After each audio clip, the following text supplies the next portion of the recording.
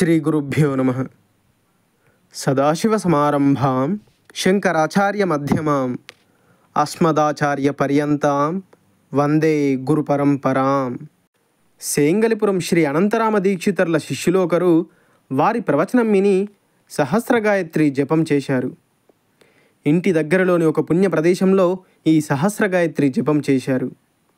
ఒక నెలపాటు మంత్రంపై నిష్ఠతో సహస్రగాయత్రి చేస్తే పాము తన కుబుసాన్ని వదిలినట్టు మనల్ని అంటుకొని ఉన్న పాపాలన్నీ వెళ్ళిపోతాయని దీక్షితర్లు చెప్పిన విషయాన్ని ఆజ్ఞగా భావించి పూర్తి చేశాడు. 30 రోజులు పూర్తి చేసిన తర్వాత పరమాచార్య స్వామి వారి దర్శనానికి కలవై వెళ్ళాడు ఆ భక్తుడు. మహాస్వామి వారి పరమ గురువుల బృందావనాలను ప్రదక్షిణం చేస్తున్నాడు ఆ భక్తుడు. మహాస్వామి వారు అక్కడ తూర్పు ముఖంగా కూర్చుని ఉన్నారు. ఆ భక్తుడు ఎవరితోనూ ఏమీ చెప్పలేదు. తనను తాను ఎవరికీ పరిచయం కూడా చేసుకోలేదు. ప్రదక్షిణం చేస్తూ తూర్పు వైపు మూలకు రాగా అక్కడ కూర్చున్న మహాస్వామి వారు ఎవరితోనో దీక్షితర్ గారి గురించి చెప్పడం ఇతనికి వినపడింది. అతనికి చాలా ఆశ్చర్యం కలిగింది. దీక్షితర్ ఉపన్యాసం విన్న తర్వాత 30 రోజుల పాటు సహస్రగాయత్రి చేసి ఇక్కడికి వస్తే పరమాచార్య స్వామివారు దీక్షితర్ల గురించి మాట్లాడడం ఇతనికి ఆనందం కలిగించింది.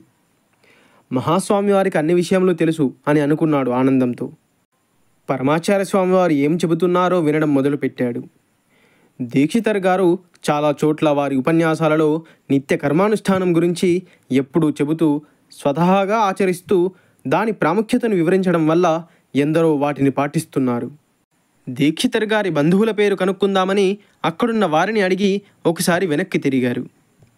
మీ వెనక ఎవరైనా ఉన్నారా అని శిష్యుల్ని అడిగారు మహాస్వామి. ఈ భక్తుడు నిలబడి ఉన్నాడని చెప్పారు శిష్యులు. మహాస్వామి వారు ఇతన్ని చూసి గాయత్రి ఎక్కువ చెయ్యి అని అన్నారు. ఆ భక్తుడు ఆనందపరవశుడయ్యాడు.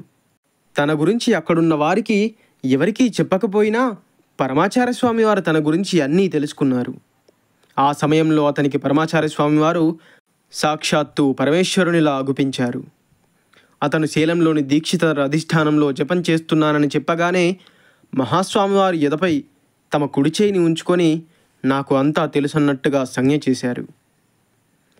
అపార కరుణాసింధుం జ్ఞానదం శాంతరూపిణం శ్రీ చంద్రశేఖర గురుం ప్రణమామి ముదాన్వహం. సర్వం శ్రీ గురుదివ్య చరణారవిందార్పణమస్తు. స్వస్తి.